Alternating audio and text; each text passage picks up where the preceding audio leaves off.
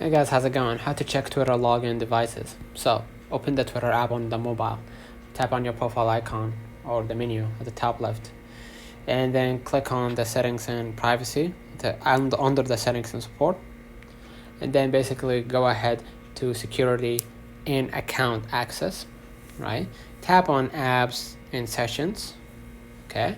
Under the sessions, you will see the devices where you're currently logged in, right? You're gonna be able to see it right here. Alright, so let's run on the comments of this video. Hope you. Don't forget to like and subscribe, and thank you for watching.